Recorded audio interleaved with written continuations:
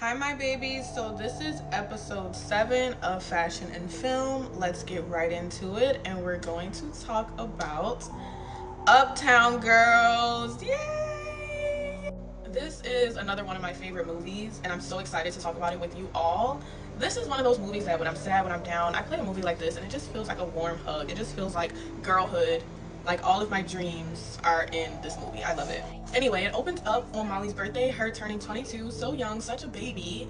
And it's like looking at this movie when I was a child, obviously I was like, she's so grown and sexy, which that is a very slinky age, but it's very young. So it kind of makes sense of the trials that she was going through.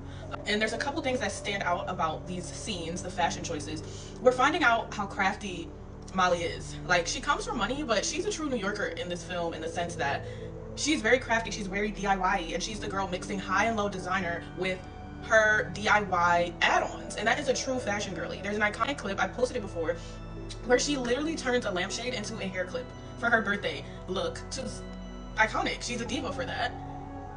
And the dress she had on, the lampshade hair clip, is paired with runway blue marine. And it was in that moment I just felt seen. Like, I just loved it. So yes, we have this amazing moment with Molly in this gorgeous, gorgeous blue marine dress for her birthday, because her character's stylistic choices are very whimsical, very fresh, very light, very girly. And her first interaction with Ray, Dakota Fanning's character, is Ray saying, "Oh, I love those shoes. I used to have them when I was 3." Like, and she has on these little star heels. What I love about the fashion choices in this movie is that they're kind of flipped. Like, Ray's character, you know, she's put into situations, although she's a child, she's put into situations of being an adult, of being grown.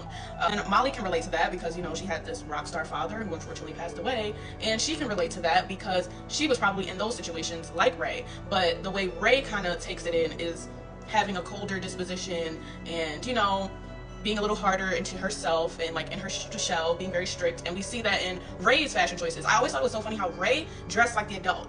Just clean lines. She would be in her little school uniform, or she would be in an all white with that white headband, just crisp, pristine.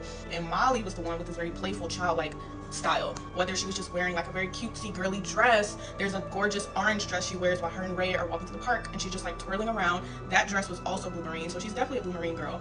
There's a look where she's selling her clothes in this white dress with little characters on it. It literally looks like a child drew these characters, like little dolls on them. It's so playful, it's so childlike, because that's the state of mind that Molly is in. She never really grew up her character. She was always taken care of. She was always a little whimsical, a little silly, and she kind of played into that, which in her style choices, which I think makes sense because when you're 22, the older you get, and especially in your 20s, it's like you start to dress how you wanted to dress when you were a child, if that makes sense. Like, you start wearing everything you wanted to wear when you were a kid. So again, she's mixing high and low. She comes from money, but she's not afraid to get a little DIY and get crafty, which I love.